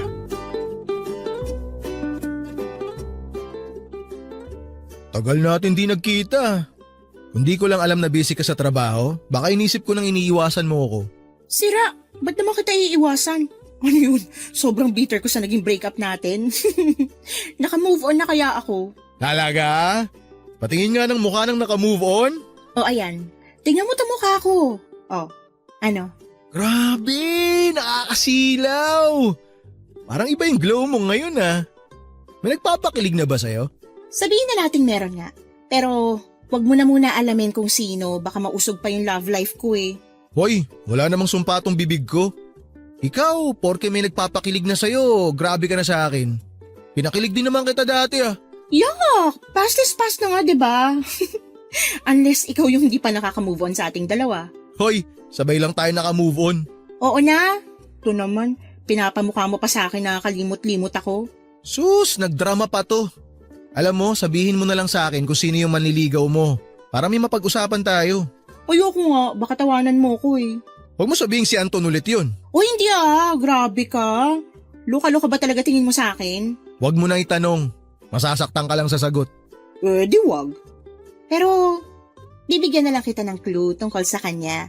Kahit yung trabaho niya lang. Okay, sige. Pwede na yon. Engineer siya. Anong klaseng engineer? Civil? Geodetic? Basta engineer. Baka mahulaan mo pa kung sino eh. Oh, ibig sabihin kilala ko. Teka, isa lang naman yung kilala kong... Si Jake ba yung naniligaw sa'yo? Huh? Hindi ah. Bakit naman ako liligawan ng kapring yun? Malay ko ba? Baka mamaya trip nyo pala yung isa't isa. Di ba naging okay na rin naman kayo? Kaya posibleng pormahan ka nun. Ikaw na mismo nagsabi sa akin na playboy yung kaibigan mo kaya imposibleng magustuhan ko siya no. Sinasabi mo lang yan para di kita mabisto. Hindi mo naman kailangan sikreto sa akin yun eh. Matutuwa pa nga ako kung magiging kayo ni Jake kasi sa wakas may magpapatino na sa kanya. Talaga? Oo. Tsaka sino ba naman ako para pigilan ka na maging masaya? Halata naman na tinamaan ka na talaga eh. In fairness, ngayon lang kita nakita nag-glow ng ganyan ha. Nag-glow din naman ako nung naging tayo ah. Medyo iba lang yung ngayon kasi ngayon pa lang namin mas nakikilala yung isa't isa eh.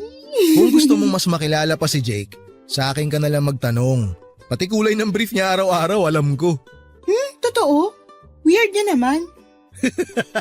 So si Jake nga. Oo na, siya nga. Sabi na eh. Pero paano nangyari yun? Kwento mo dali, curious ako. Curious? Pinaganda mo pa eh. Chismoso ka naman talaga dati pa, no? Huwag mo na iligaw yung usapan. Paano mo siya nagustuhan? Paano kayo naging close? Isa-isang tanong lang, okay? O sige, paano nga kayo naging close? Dami mong ebas eh. Nagsimula yun nung nagkasabay kaming magbayad sa counter dun sa supermarket.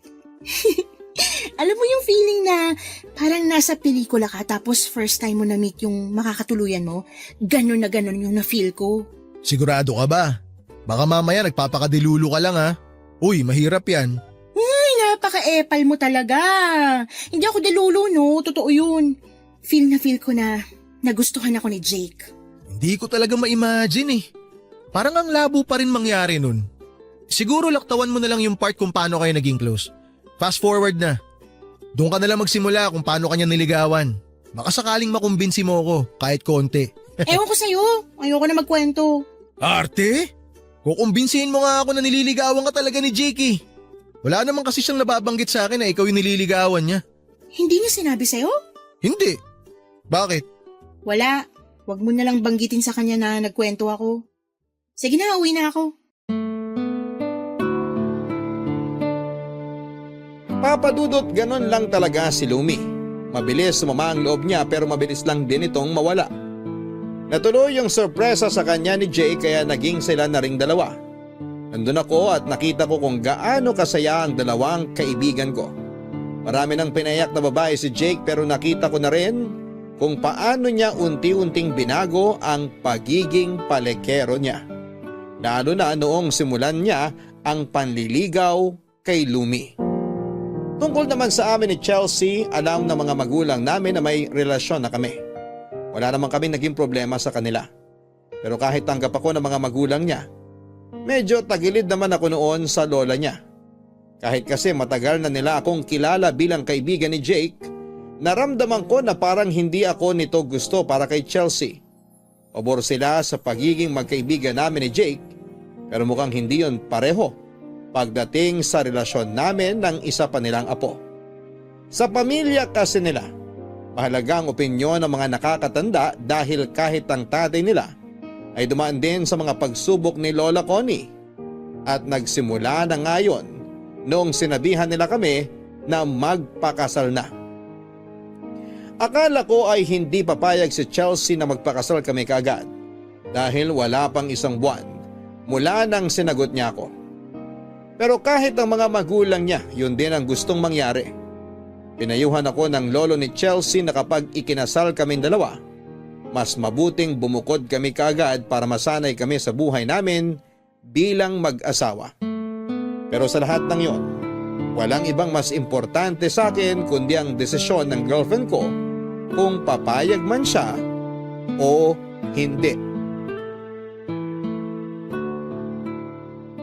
Ano? Kumusta? Na-pressure ka ba kina mama at papa? No, not really. Sure ka? Yeah, I'm sure. Nagulat lang kasi ako sa'yo. Hindi ko in-expect na sasabihin mo sa kanila yung tungkol sa past relationship mo. Bakit mo nga pala ginawa yun? It's just that I wasn't trying to make a good impression. I just wanted them to see me for who I really am. I'm sorry if I embarrassed you. Ano ka ba? Hindi mo naman kailangan mag-sorry. Mas maganda nga na naging honest ka sa kanila pero ikaw lang naman yung inaalala ko. Pwede rin naman na hindi mo na lang yun ipinaalam sa kanila. Maiintindihan ka naman ng parents ko eh. Alam naman nila na may kanya-kanya talaga tayong pinagdaraanan. Pero maniwala ka sa akin. Hindi sila aabot sa punto na uusgahan ka nila dahil lang dun. You must be really proud of your parents. Siyempre naman. Ay, nga pala. May itatanong sana ako sa'yo eh. Nakalimutan ko lang banggitin to sa'yo nung nag-usap tayo. What is it? Paano kung hindi bakla si Kian tapos niligawan ka niya? Sasagutin mo ba siya? Definitely not. Bakit? Husband material din naman siya. Well, I realized we shouldn't date our best friends. It's the worst thing that could happen. It messes everything up. After a breakup, it's all over. Pwedeng mangyari yan, pero hindi naman lahat. I'm not saying it's always like that, but it happens most of the time. Anyway, where are we going now? Bakit? May gusto ka pa bang puntahan? Do you mind if I stay with you for a bit? Don't worry, I'm not planning anything silly this time around. Alam mo, may alam akong paraan para lagi tayong magkasama. Pakasal ka na lang sa akin. Is that a low-key proposal? Nagtatanong lang ako. Hindi ito yung naiisip kong proposal, no? Pinaghahandaan ko lahat ng bagay na ginagawa ko. Okay, if you say so. Paano ba yan? Naipakilala na kita sa parents ko. Ako ba? Kailan mo ko ipapakilala sa parents mo? Biro lang, di kita pinipressure ha. Alam ko naman na wala sila rito. Tsaka okay nang kilala na nila ako bilang boyfriend mo. Why don't we just catch up with Lolo and Lola? I'll introduce you to them. Di ba kilala na nila ako? Bakit mo pa ako i-introduce? Tsaka alam mo, parang hindi naman ako gusto ng lola mo para sa'yo. Kahit na matagal na nila akong kilala. She will love you. Trust me. Sana nga. Malay natin. Diba? Lalo na kapag nagkaapo na sila sa atin. Babe, I'm not ready for that. I don't want to get pregnant. Bakit ayaw mong mabuntis? I don't know. It's just the thought of being pregnant scares me, especially knowing what Mom went through. She almost didn't make it when she had me. Pero mahilig ka rin naman sa mga bata, di ba? Yung anak nga ni Kian, nakita ko kung gaano kayo ka-close eh. That's a totally different thing. He's my friend's kid. I can take him back to his dad anytime I want to. And we can't do that with our own kids. Sabagay, may punto ka. Hindi ka pa nga ready maging magulang. So maybe we should just enjoy the moment while it's just the two of us. Me, you, just us. Okay, kung yun ang gusto mo. Mahaba pa naman yung pagsasamahan natin kaya pwede pang magbago yung mga pananaw natin sa mga bagay-bagay. Hindi mo kailangan ma-pressure. Okay? I'm so glad you understand, babe.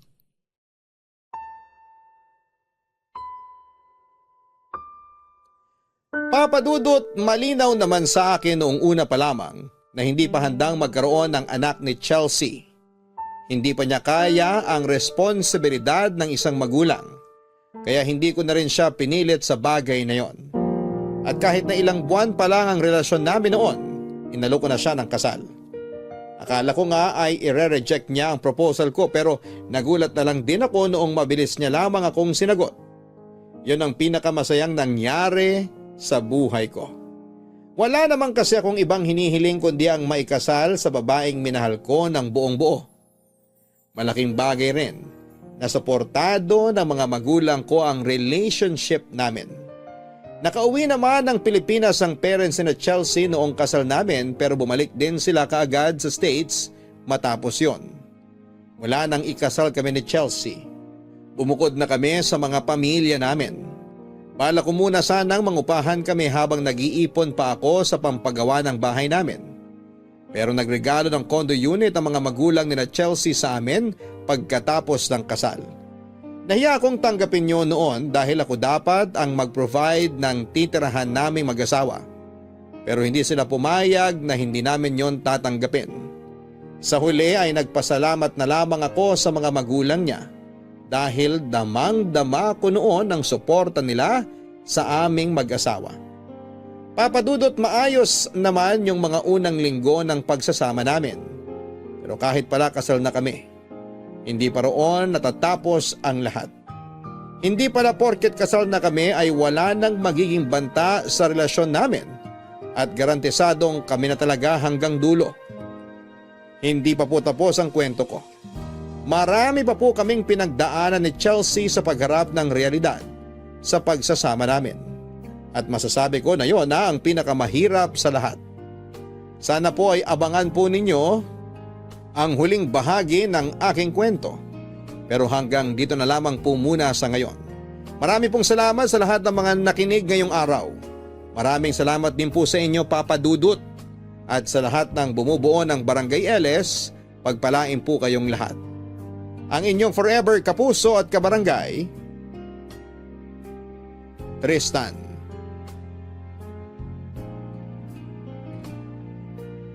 Mga kabarangay, lahat ng bagay ay may preparasyon.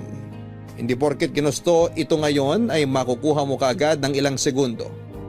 Ganon din ang mga taong ginusto mong maging parte ng buhay mo. May ibang dumarating ng hindi mo inaasahan at meron din na abot kamay mo na ngunit hindi pa panahon para kayo'y magkakilala. Dahil kailangan nyo pang ihanda ang isa't isa. Sa kwento po ni Tristan, kahit matagal na silang magkakilala ni Chelsea, kinailangan pa rin nila ng sapat na panahon para maunawaan ang isa't isa dahil ito ang kakapitan nila. Oras na magpasya silang maging iisa na lamang. Hanggang sa muli, ako po ang inyong si Papa Dudut sa mga kwento ng pag-ibig, buhay at pag-asa sa Barangay Love Stories